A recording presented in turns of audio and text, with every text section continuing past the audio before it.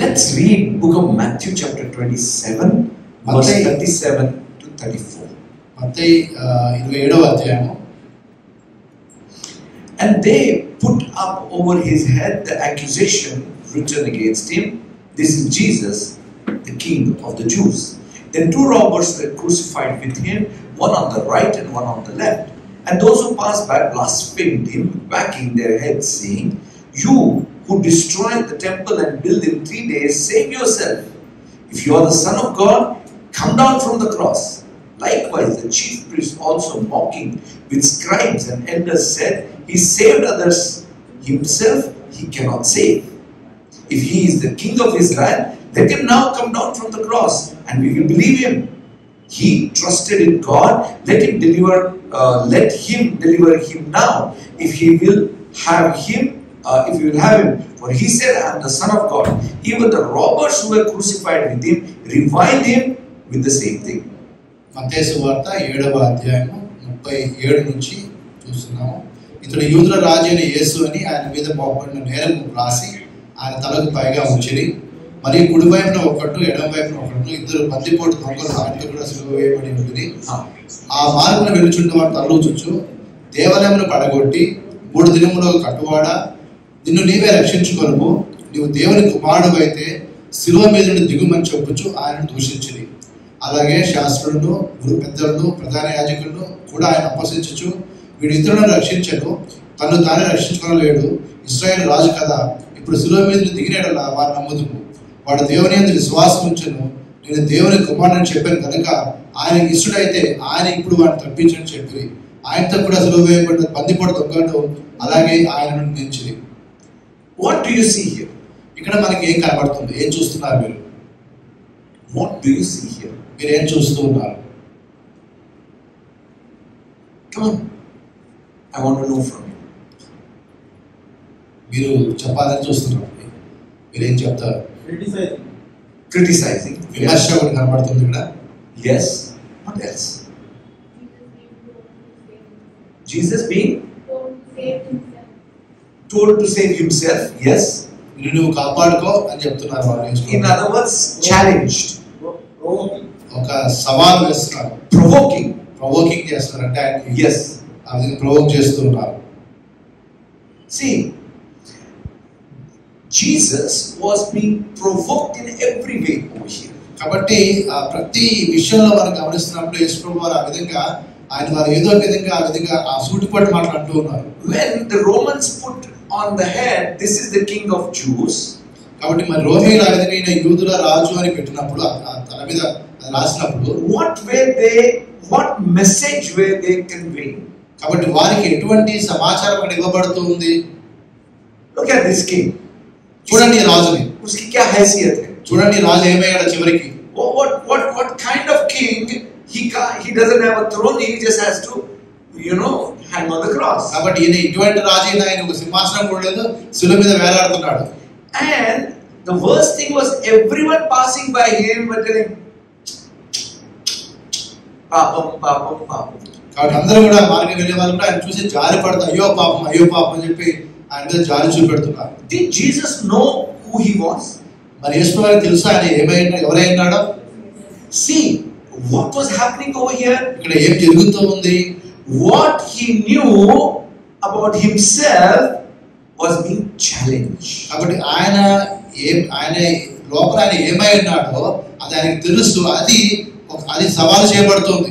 He was being provoked to prove what he said about himself. ఆయన తన గురించి తాను ఏ మాటలైతే చెప్పుకున్నాడో ఆ మాటలు ఆయన నిరూపించుకునే విధంగా వారు ఆయన వైపు మాట్లాడుతూ ఉన్నారు. For example, see, when we play table tennis, మేము ఆ టేబుల్ టెన్నిస్ మేము ఆడుతున్నప్పుడు Mahesh hits a very good forehand shot. కాబట్టి మహేష్ ఫోర్ హ్యాండ్ షాట్ చాలా బాగా ఆడతాడు. So we try to kind of manipulate him. కాబట్టి కొన్నిసార్లు ఆ విధంగా ఆయనతో మేము కూడా ఒక విధంగా ఆట ఆడినట్టుగా ఆడతాం. At one particular serve he hits a shot. ఒకసారి ఆయన ఆ విధంగా ఒక షాట్ కొడతాడు. And then come on Mahesh, you can do it again, you can do it again, you can do it again. కాబట్టి నువ్వు మళ్ళీ చేయగలదా అని చెప్పి కాసానికి ఉత్సాహిస్తాడు. Prove that you can do it consistently. అలా 2-3 సార్లు నువ్వు చేయగలుగుతావు అని చెప్పి నువ్వు నిరూపించుకో అని చెప్పి కొంచెం ఆయన్ని పైకి ఆ విధంగా హెచ్చిస్తావు. In that provocation he tries to hit harder than before and misses. ఆ మేము అంటున్నాడు ఆ మాట కొంచెం ఆయన రోషం వచ్చేసి ఇంకా గట్టిగా కొట్టడానికి ప్రయత్నం చేస్తారు, కానీ కొట్టలేక ఓడిపోతారు. You know, many of you seen cricket, right? మీలో చాలా మంది క్రికెట్ చూసారు కదా. In cricket, the bowler tries to provoke the batsman and trap the batsman. కాబట్టి బౌలర్ కూడా బాల్ వేస్తున్నప్పుడు ఆ విధంగా బ్యాట్స్మెన్ ఏదో విధంగా ఆయన్ని ఆ ట్రాప్ లో పడే విధంగా కొన్ని మాట్లాడుతూ ఉంటాడు. Imagine these people were provoking Jesus Christ, who is God himself. కాబట్టి దేవుడే అయినటువంటి యేసుక్రీస్తుని వీరు ఆ విధంగా ప్రొవోక్ చేస్తూ ఉన్నారు. They were telling, prove yourself, prove yourself, prove yourself. కాబట్టి నువ్వు నిరూపించుకో అని చెప్పి అని అడుగుతున్నారు. I'm here to tell you today. ఈ రోజు ఇక్కడ నిలబడి ఇక్కడ మాట చెప్పాలనుకున్నాను. Devil will always provoke you to prove yourself. కాబట్టి అపవాది అప్పుడు కూడా నువ్వు నిరూపించుకో అని ఆ విధంగా ఆ ప్రయత్నం నువ్వు చేసే విధంగా వాడిని బలవంతం చేస్తాడు. Everyone around us puts pressure on us to prove ourselves. మరి మనం చుట్టూ అందరూ ఎంతో ఒత్తిడి మన మీద తీసుకుని వస్తారు, మనల్ని మనం నిరూపించుకోవాలి. You know, these Chinese sales people are supposed to be very good. కాబట్టి మరి చైనా వాళ్ళు ఎవరైతే ఉన్నారో సేల్స్ చేసేవాళ్ళు వారు మామూలుగా అంటే ఆ పనిలో మంచి నైపుణ్యత కలిగిన వారు. They will have those even street markets. వాళ్ళకి వీధిలో ఉండేటువంటి మార్కెట్ కూడా ఉంటాయి, వీధి బజార్ అంటారు. And they will try to sell you something. ఏదో అమ్మడానికి మనకి ప్రయత్నం చేస్తారు. At a high price. చాలా ఎక్కువ రేట్లో అమ్ముతారు. Then you will quote a low price, try to bargain. కాబట్టి నువ్వేం చేస్తావంటే దాన్ని బేరమాడి ఇంకొంచెం తగ్గించడానికి ప్రయత్నం చేస్తావు. And it seems one of their favorite line is, వారు చెప్పే ఒక మాట ఏంటంటే ఎక్కువగా, okay, if you're a man, buy. అసలు నీకంటే ఏమంటారు ఒకటి మీద కొనవటం. See, provoking. అంటే అట్లా ఏ విధంగా బలవంతం చేస్తారు. Provoking to prove who you really are, or maybe who you are not also. కాబట్టి నువ్వు ఎవరు కాదో లేదా నువ్వు ఎవరై ఉన్నావో ఆ విషయాలు నిరూపించుకునే విధంగా వారు నిన్ను ఆ విధంగా బలవంతం చేస్తారు. If you fall in that trap, కానీ ఒకవేళ అటువంటి ఊరిలో కానీ నువ్వు పడ్డావు అంటే you are in a problem. నువ్వు ఒక సమస్యలో పడ్డావు అని అర్థం. See, what was happening over here? ఇక్కడ ఏం జరుగుతుంది? They were trying to play with the ego or the self-respect of Jesus. కాబట్టి యేసుప్రభు తనకున్నటువంటి సొంత గౌరవం కావచ్చు, లేకపోతే ఆయనకున్నటువంటి ఆ యొక్క సెల్ఫ్ ఈగో అనేది కావచ్చు, దాన్ని వారు దానితో ఆడుతున్నారు మాట. They were trying to tell Jesus, you are a liar. మరి ఏమంటే యేసుప్రభు నువ్వు అబద్ధం చెప్పేవాడివి. What you told, you are not. నువ్వు ఏదైతే చెప్పావో అది నువ్వు కాదు. Prove. ఇప్పుడు నువ్వు నిరూపించుకో. See, even the robbers were mocking him. కాబట్టి ఆ చుట్టూ ఉన్నటువంటి ఇద్దరు ఖైదీలు లేదా దొంగలు కూడా ఆయన నిందిస్తూ ఉన్నారు. See, that is not the place to mock anybody, right? కాబట్టి అది ఆ స్థలము కాదు ఒకరిని నిందించడానికి. I mean, especially when you are also on the cross like Jesus, definitely that's not the place to mock. కాబట్టి నీవు కూడా శిలువ మీద ఆయనలాగా శ్రమ పడుతూ ఉన్నప్పుడు ఆ సమయంలో నువ్వు ఇంకొకరు నిందించడం అనేది అదొక సందర్భం కాదు. That means you must realize who was actually behind that. కాబట్టి దాని వెనక ఎవరున్నారు ఇప్పుడు మనకు అర్థమవుతూ ఉంది. See, what was the manifestation of the faith of Jesus? యేసు యొక్క విశ్వాసం యొక్క ప్రత్యక్షత ఏమిటి? In the book of Hebrews chapter 12. మరి హెబ్రీ 12లో మనం గమనిస్తే verse 1 and 2, especially verse 2. ముఖ్యంగా రెండవ వచనం మనం చూస్తున్నాం. He says, looking unto Jesus, the author and finisher of our faith, who for the joy that was set before him endured the cross, despising the shame, and has sat down at the right hand of the throne of God. కాబట్టి మరి విశ్వాసం కర్తయ్య దాన్ని కొనసాగించబడిన యేసు వైపు చూస్తూ మన ఎదుట ఉంచబడ్డ పన్యంలో ఓపికతో పరిగెత్తము. ఆయన కూడా తన ఎదుట ఉంచబడ్డ ఆనందము కొరకే అవమానము నిర్లక్ష్య పెట్టి సిలువను సహించి దేవుని కుడిపార్శ్వన ఆసీనుడై ఉన్నాడు. See, Jesus was being insulted, Jesus was being mocked and looked down upon. కాబట్టి యేసువారు కూడా ఆ విధంగా ఆయన్ని అవమానపరిచారు, ఆయన నిర్లక్ష్య పెట్టారు అనే విషయంలో ఆయన కూడా ఆయన తక్కువగా చూశారు. Why do you think Jesus did not respond to them? ఎందుకు వారికి దేవుడు యేసువారు స్పందించలేదని మీరు అనుకుంటారు, ప్రతిస్పందించాలనుకుంటున్నారు?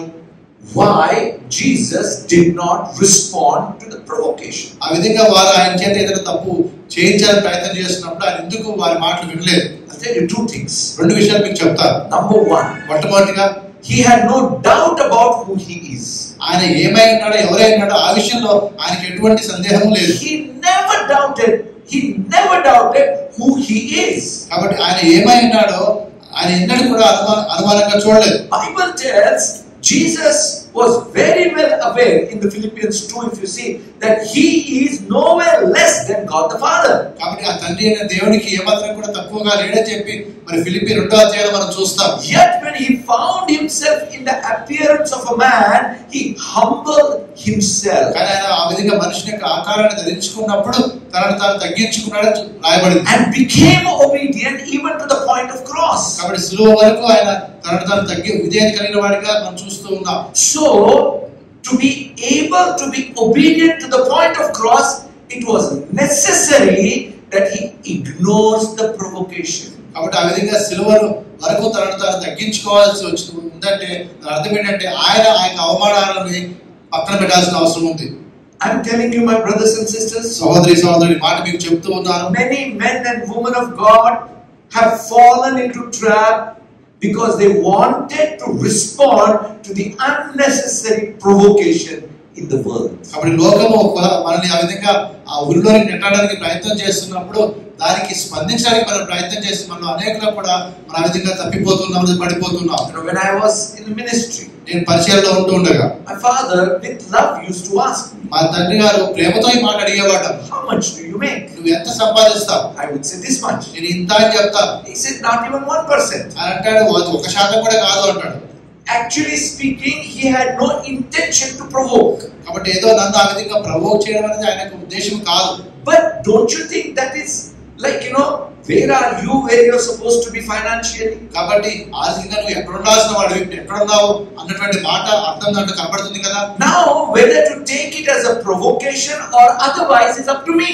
కాబట్టి నాకు చెప్పిన మాట ఏ విధంగా తీసుకుంటారు అన్నది నా మీద ఆధారపడి ఉంది. Whether to get provoked or endured is up to me. కాబట్టి అది నేను సహిస్తానా లేకపోతే దాన్ని బట్టి నేను రోషం తెచ్చుకుంటానా అన్నది ఇంకొక అర్థం అది. Even for Jesus, this was the thing, to get provoked or to endure. కాబట్టి వారు చెప్పిన మాటలు బట్టి నువ్వు రోషం తెచ్చుకుంటావా లేకపోతే దాన్ని నువ్వు పక్కన పెట్టి నువ్వు సహిస్తూ ముందుకు వెళ్తావా అన్నది యేసు ప్రభువు కూడా ఆ విధంగా చేయాల్సి వచ్చింది. You remember the story of Job? మరి యోబు కథ మీకు జ్ఞాపకం ఉంది కదా. Job had waves of attack. కాబట్టి అనేక విధాలుగా ఆయన మీదకి దాడి జరిగింది యోబు మీద. But the first attacks were nothing compared to the last attacks. కాబట్టి ఆ యొక్క మొట్టమొదటి వచ్చినటువంటి ఏదైతే దాడి అవుతుందో చివరి వాడు తప్పు వచ్చినాడు రెండింటి కూడా పోల్చడం కష్టం.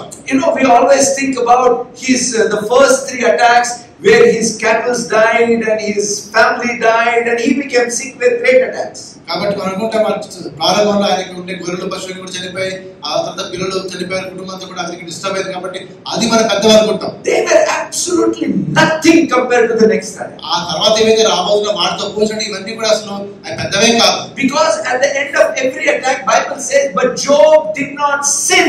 కానీ ఎందుకంటే ఆ ప్రతి దాడి తర్వాత రాబడిన మాట ఏంటంటే మరి యోబు పాపము చేయలేదు అని. None of those things caused Job to sin or compromise or do a mistake in his words.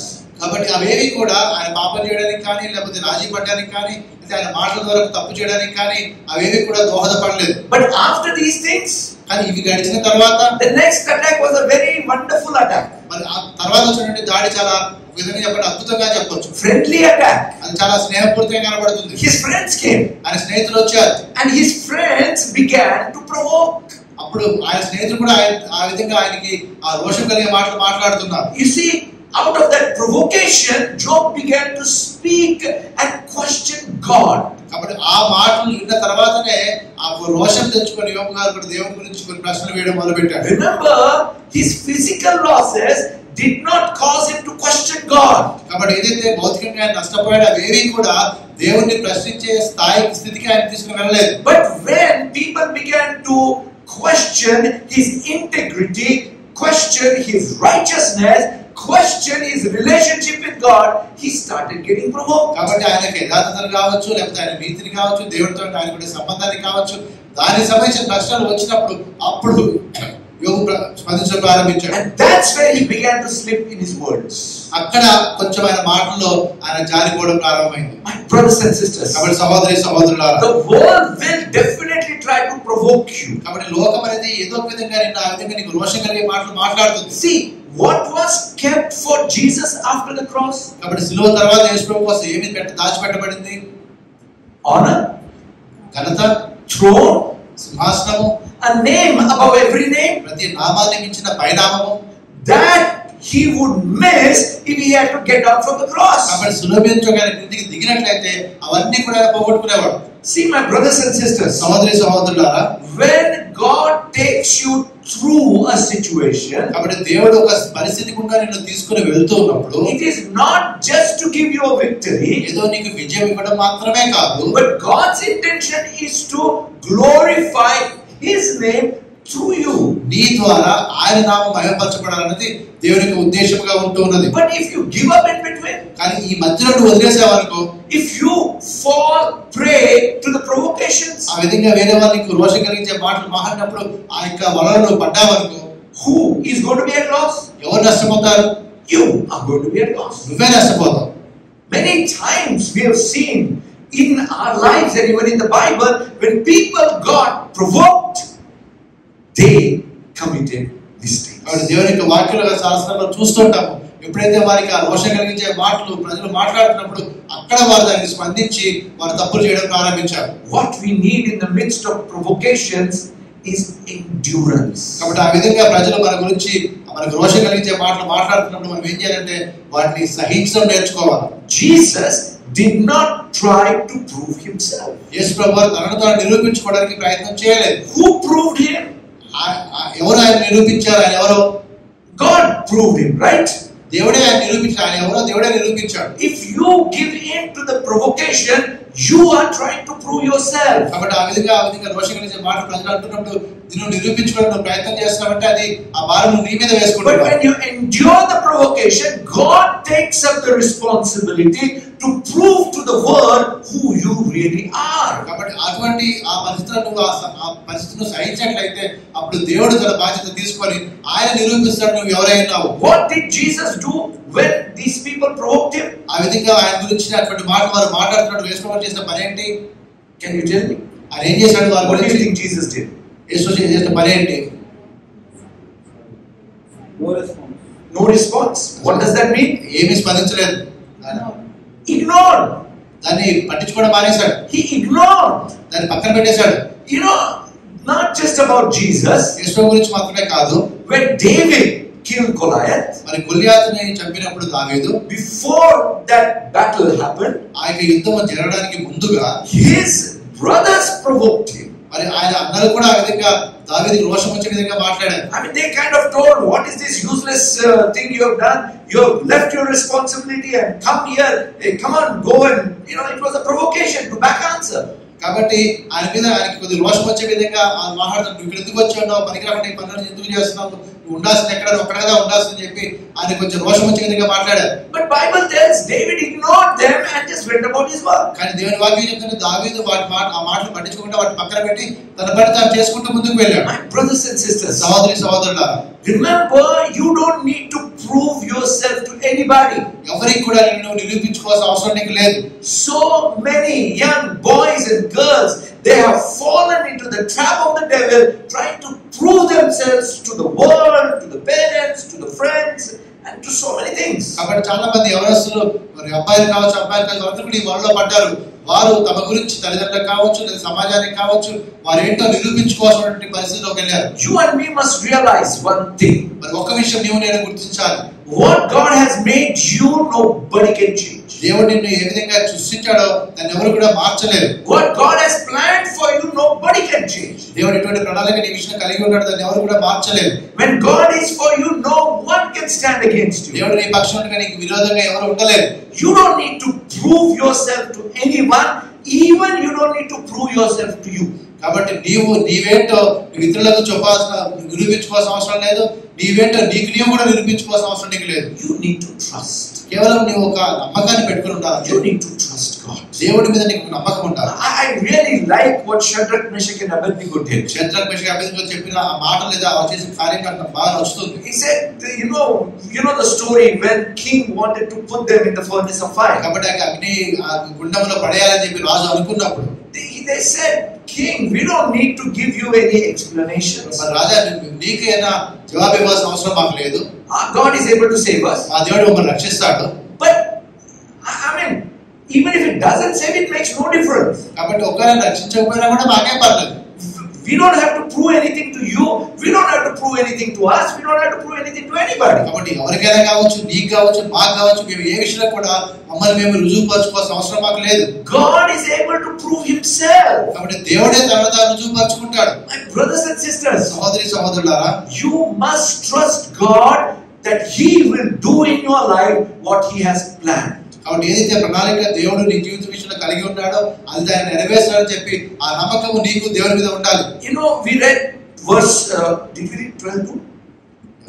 12:2 we read about the endurance of Jesus. కాబట్టి మరి 12 హెబ్రీ 12:2లో మనం చూసే యేసు ఏ విధంగా ఆయన సహిస్తూ ఉన్నాడు. And in verse 1 మొదటి వచనం మనం చూస్తే Bible tells that let us run our race with endurance. కాబట్టి మనము కూడా అటువంటి మన ఎదురు చూచుకున్న పందెము కూడా ఆ విధంగా ఓపికతో పరిగెత్తాలని రాయబడింది. You know, my brothers and sisters, సహోదరి సహోదరులారా, నేను చెప్పే మాట ఏంటంటే running your race with endurance means not giving up irrespective of troubles, opposition or provocation. కాబట్టి మన పరుగును ఓపికతో పరిగెత్తడం అంటే అర్థం ఏంటంటే ఎటువంటి రోషం కలిగే మాటలు చెప్పినా, ఎటువంటి అవమానకరమైన మాటలు ఉన్నా కూడా ఎట్టి పరిస్థితుల్లో కూడా మనం మన పరుగుని ఆపం. Sometimes the world tries to provoke you to experience it. మరి కొన్నిసార్లు నీకు కోపం తెప్పించే మాటలు, రోషం తెప్పించే మాటలు ఈ లోకం నీకు చెప్పొచ్చు. You know, if you are a real man, you will do it. కాబట్టి నిజంగా నీకు అంత రోషం ఉండలేదు, నిజంగా అంటే మ్యాన్ అయితే నువ్వు చేయొచ్చు. Do you need to prove yourself to be a man? కాబట్టి నువ్వు ఆ విధంగా ఇతరులకు నిన్ను గురించి నిరూపించుకోవాల్సిన అవసరం ఉన్నదా? You know, sometimes people say if you're really strong spiritually, do this, do that. నిజంగా నీకు అంతగా ఆత్మీయంగా నీకు అంత బలం ఉంటే ఇది చేసి చూపెట్టు, అది చేసి చూపెట్టు అంటారు. No need. There is no need at all. కాబట్టి ఆ విధంగా చేయాల్సిన అవసరం లేనే లేదు. When we talk about endurance, కాబట్టి ఇక్కడ మనం ఆ సహనాల గురించి మాట్లాడుతున్నప్పుడు many times we always think that I need to endure the hardships and I need to endure the opposition and I need to endure the attacks. కాబట్టి కొన్నిసార్లు అనుకుంటుంటా కదా, ఇటువంటి దాడులు నా మీదకి వస్తాయి, లేకపోతే నా మీదకి వ్యతిరేకంగా ఉండేవారు వస్తారు, వాళ్ళందరికీ కూడా నేను సహించాలి అని అనుకుంటూ ఉంటాం. But I am here to tell you, you need to endure provocation. కాబట్టి నేను ఇక్కడ ఏమో చెప్పమంటే ఇతరులకి ఆ విధంగా రోషం కలిగించే మాటలు, కోపం కలిగించే మాటలు మాట్లాడినప్పుడు ఆ సమయంలో నువ్వు సహనం కలిగి ఉండాలి. You know, as this Mahendra came in, I remember an incident. మరి మహేంద్ర లోపలికి వచ్చిన ఒక సంఘటన జ్ఞాపకం వచ్చింది. We were going in a car. మేము కార్లో వెళ్తూ ఉన్నాం. Mahendra was driving. Mahendra drive చేస్తూ ఉన్నాడు. And one auto fellow came and just kind of crossed the car. కాబట్టి ఒక ఆటో వ్యక్తి వచ్చాడు, కార్ దగ్గరగా ఉంటే దాటి వెళ్ళాడు. And it just touched the car. అది కారు ముట్టుకుని తగిలింది. We stopped. He stopped. మేము ఆగాము, ఆయన ఆగాడు. Mahendra immediately got down. వెంటనే మహేంద్ర దిగాడు కారు.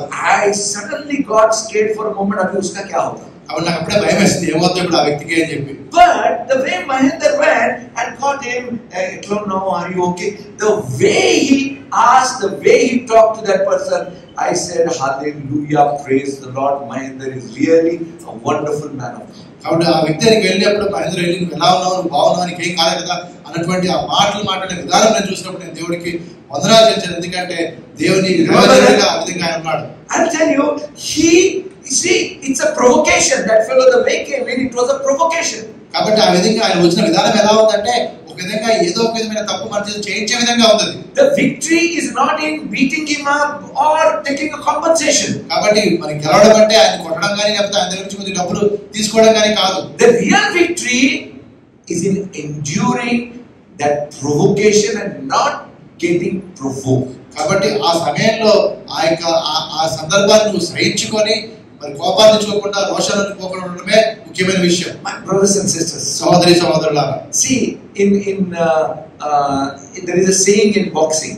మరి బాక్సింగ్ లో ఒక మాట చెప్తూ ఉంటారు, the victory is not about how hard you hit. కాబట్టి నువ్వు ఎంత గట్టిగా కొడతావో దాని మీద విజయం ఆధారపడి ఉండదు. The victory is about how hard you can get hit and still fight. కాబట్టి నీకు ఎంత గట్టిగా దెబ్బ తగిలినా కూడా నువ్వు తిరిగి కొట్టగలిగినప్పుడే అదే విజయం అంటే. My brothers and sisters, సహోదరి సహోదరులారా, you will be provoked. కాబట్టి తప్పకుండా నీకు కోపం రావడానికి కొన్ని మాటలు అంటారు. I mean, whether at home or at workplace, with friends, with neighbors, sometimes even in the church you can get provoked. కాబట్టి మరి ఇంటి పక్కన కావచ్చు, ఇంట్లో కావచ్చు, కొన్నిసార్లు సంఘంలో కూడా నీ కోపాన్ని కలిగించే కొన్ని మాటలు నీకు రావచ్చు. Your strength is manifested in you not reacting to that provocation. కాబట్టి నీ బలవంతం ఎక్కడ కనబడుతుంది అంటే ఆ విధంగా నీ కోపాలు కలిగించే మాట ప్రజలు అంటూ ఉన్నప్పుడు నువ్వు వారికి ప్రతిస్పందించుకుంటూ ఉంటావే, అక్కడ నీ బలం కనబడుతుంది. There is another woman of God in the Bible who endured provocation, you know. కాబట్టి దేవుని యొక్క వాక్యం ఒక స్త్రీ కూడా ఉంది, ఆమె కూడా ఆ విధంగా అటువంటి కోపాలు కలిగించే మాటలు విన్నప్పుడు వాటిని సహించింది. Anybody remember her name? ఎవరికైనా జ్ఞాపకం ఉంది ఆమె ఎవరో అటువంటి మాట్లాడినప్పుడు? Quickly. Hannah. Yes, Hannah was provoked by her, you know, Penina. కాబట్టి హన్నా కూడా ఆ పెనిన్నా అనే ఆమె తనకి కొన్ని కోపాలు కలిగించే మాటలు, రోషం కలిగే మాటలు మాట్లాడుతుంది. We don't hear Hannah back answering, you know, or saying anything to Penina. కాబట్టి ఆ పెనిన్నా విషయాన్ని బట్టి అన్న ఎప్పుడు కూడా ఆమె తిరిగి జవాబించడం కానీ లేదా ఆ విషయంలో కోపం పెట్టుకోవడం కానీ మనకు కనబడదు. What did she do? ఆమె ఏం చేసింది? The more Penina provoked Hannah, more Hannah turned towards God. కాబట్టి పెనిన్నా ఎంత బాధించినా ఆమె ఎన్ని మాటలు అన్నా కూడా ఆమె తిరిగి దేవుని వైపే వెళ్తుంది అన్నా కానీ తిరిగి స్పందించలేదు. My brothers and sisters, సహోదరి సహోదరులారా, your strength will be manifested when you do this.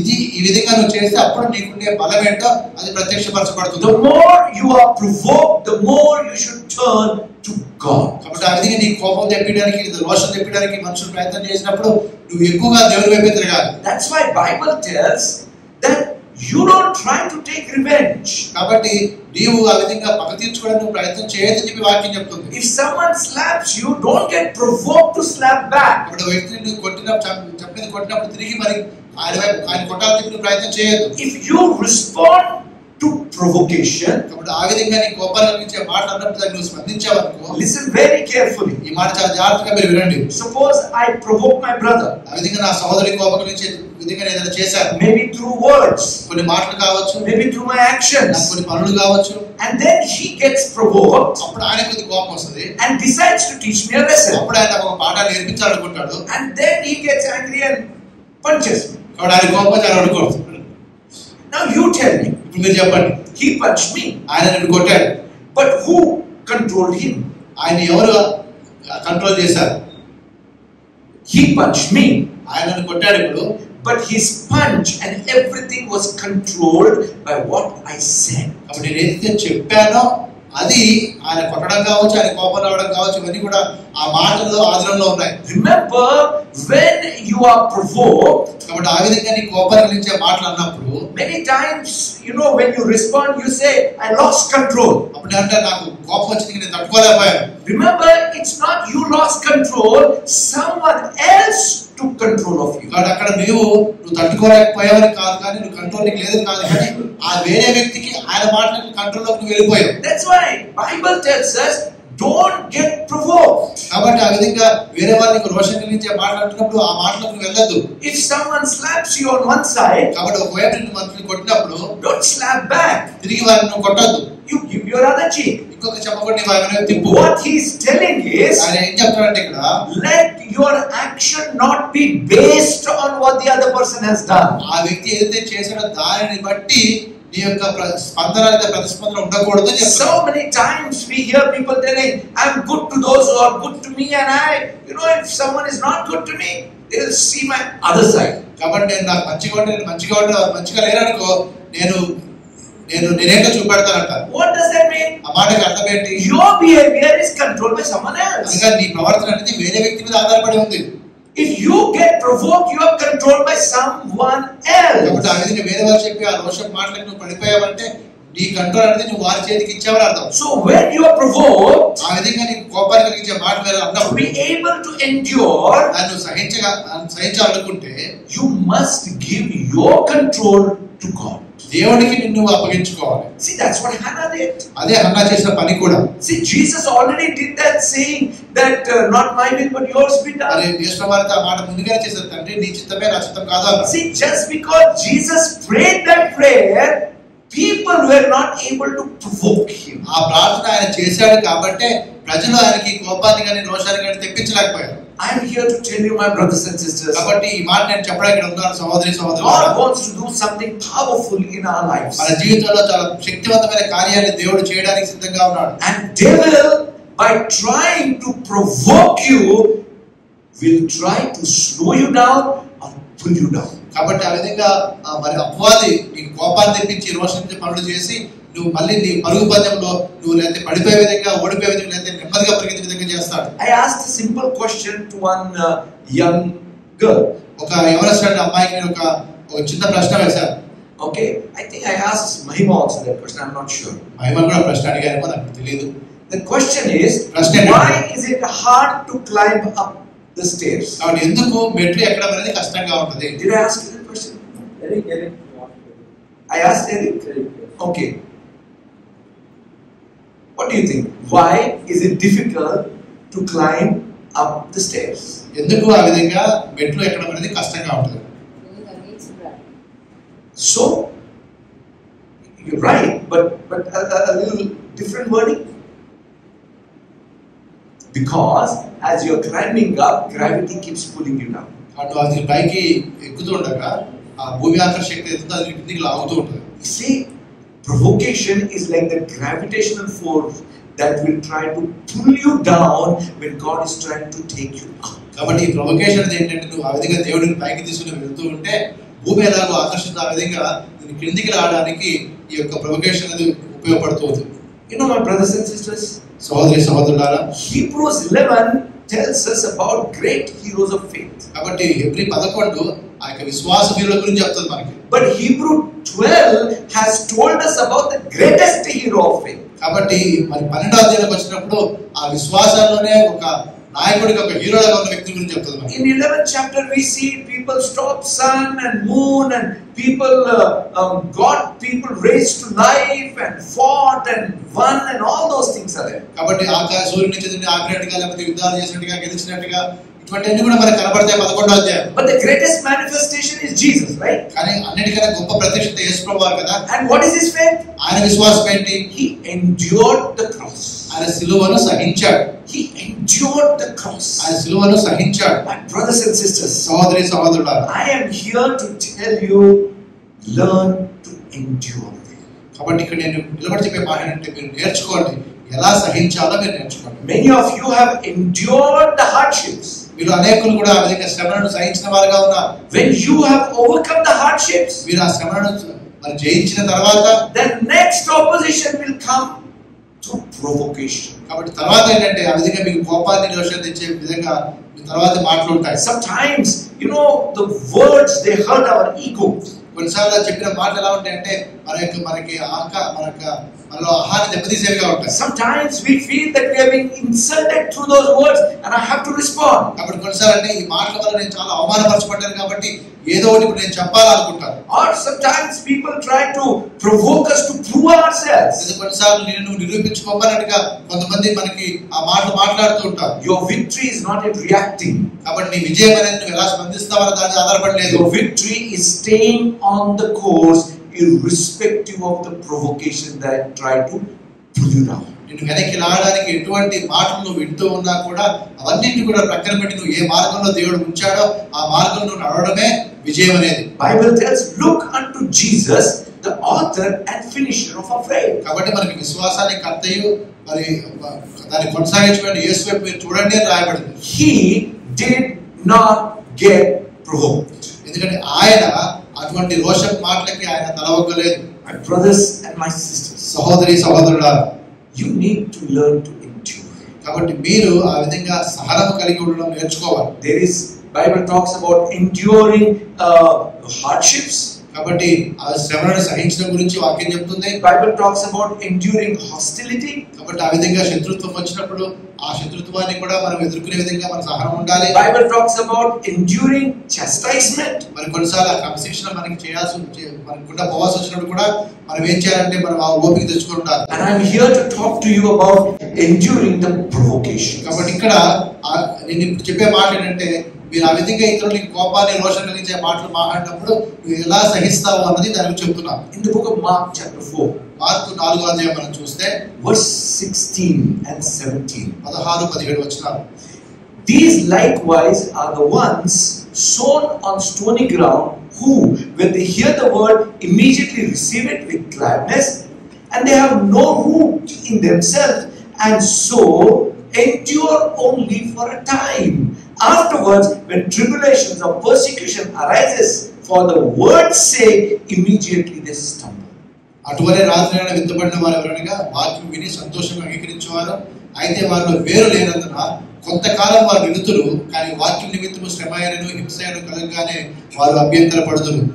Bible tells us that the world is against us.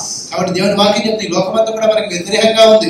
Bible tells that there is an enemy of our soul, the devil. కాబట్టి మన యొక్క ప్రాణానికి ఒక ప్రమాదం ఉంది, అపవాది ద్వారా చెప్తుంది. And Bible tells he is going around us like a roaring lion, waiting for a chance to devour us. కాబట్టి గర్జించే సింహంలాగా వాడు తిరుగుతున్నాడు, అవకాశం ఎదురు చూస్తున్నాడు మనల్ని నాశనం చేయడం కోసం. All these things are there. అన్నీ కూడా ఉన్నాయి. And we must never forget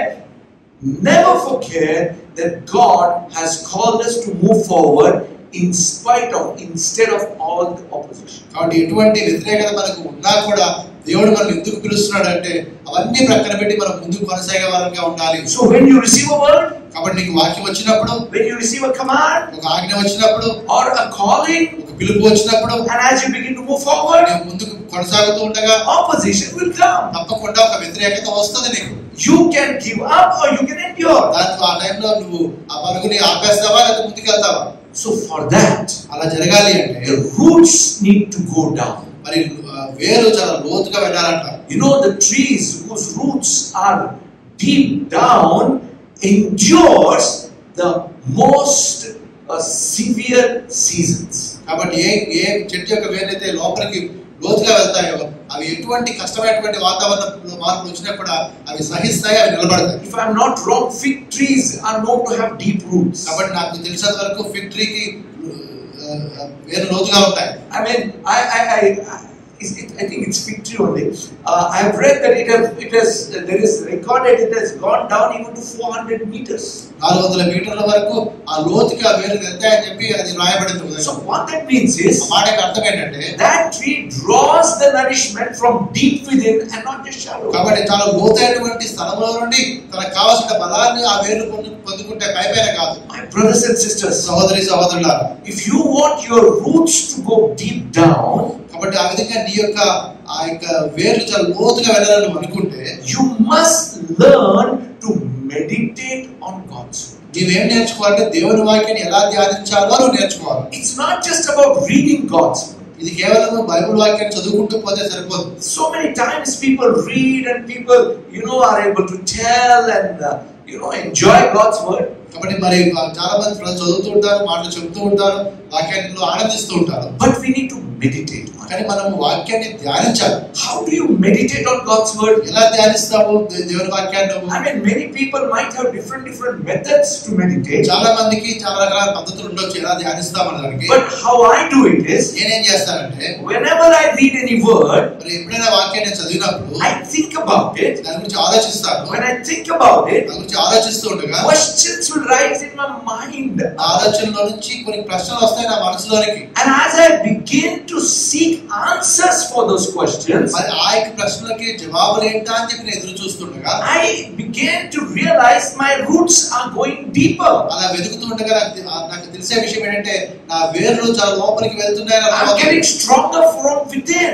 లోపల నుంచి నేను బలపరచబడుతున్న విషయం నాకు అర్థమవుతుంది. My faith is getting stronger in my heart. నా హృదయంలో నా విశ్వాసం అనేది బలపరచబడుతున్న విషయం తెలుస్తుంది. It's not just about reading. కాబట్టి కేవలం చదవడం మాత్రమే సరిపోదు. It is about meditating. ధ్యానించడం చాలా ముఖ్యం. And let me tell you, my brothers and sisters, కాబట్టి ఈ మాట చెప్తాను సహోదరులారా, ultimately, మరి చివరికి జరిగేది ఏంటంటే heavens and earth may pass away, but his word will never pass away. కాబట్టి ఆకాశం గతించిపోతుంది, భూమి గతించిపోతుంది, కానీ ఆయన వాక్యం ఆయన మాట ఎన్నడూ కూడా గతించిపోవు.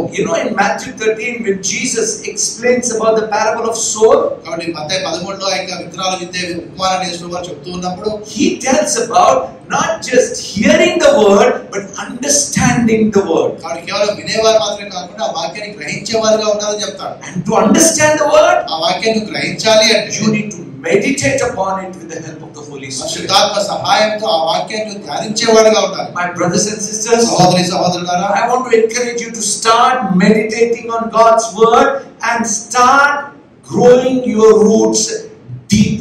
కాబట్టి మీరు వాక్యాన్ని ధ్యానించడం ప్రారంభించండి.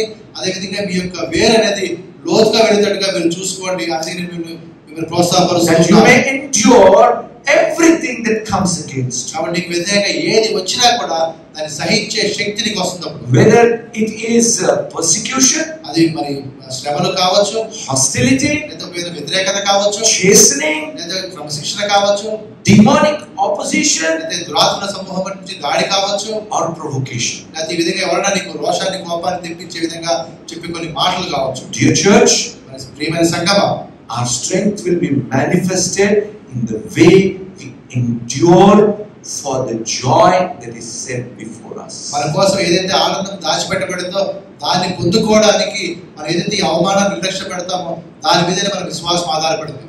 When you are provoked, నీవు ఆ విధంగా నీకు కోపం కలిగించే మాటలు విన్నా, remember the intention is to distract you or to shift you away from the path. కాబట్టి ఆ ఉద్దేశం ఏంటంటే నువ్వు ఏదైతే మార్గంలో నడుస్తున్నావో ఆ మార్గంలో నుంచి తప్పించడం కోసమో లేదా నీ మనసును తప్పించడం కోసమే ఇటువంటి మాటలు వాడబడుతూ ఉన్నాయి.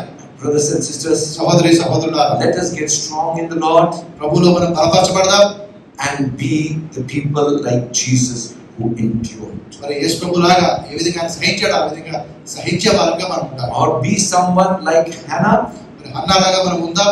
when provoked she turned to God. ఆ విధంగా ఆ రోషం గురించి మాట్లాడ అంటూ ఉన్నప్పుడు ఆమె ఏం చేస్తుంది, దేవుని వైపు తిరిగింది. So when that provocation begins to work inside of you, ఆ విధంగా అటువంటి మాటలు కోపం నుంచి మాటలు నీ లోపల ఉంటున్నప్పుడు turn to God. ఆ మాటలు బాధ కలిగిస్తున్నప్పుడు దేవుని వైపు తిరుగు. You know what God gave her? అప్పుడు దేవుడు ఆమె ఇచ్చిన సమాధానం ఏంటో తెలుసా మీకు? God gave her Samuel. ఆమెకి సమూయేలుని ఇచ్చాడు దేవుడు. Samuel is not an ordinary person. సమూయేలు ఒక మామూలు వ్యక్తి కాదు.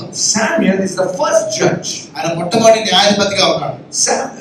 Last judge. చివరి న్యాయాధిపతిగా ఉన్నాడు. Samuel is the one who impacted the history like very few people. కాబట్టి చాలా తక్కువ మంది ఆ విధంగా చేస్తున్నారు. ఆ విధంగా సమూయేలు కూడా చరిత్ర మీద ప్రభావాన్ని చూపినవాడుగా ఉన్నాడు.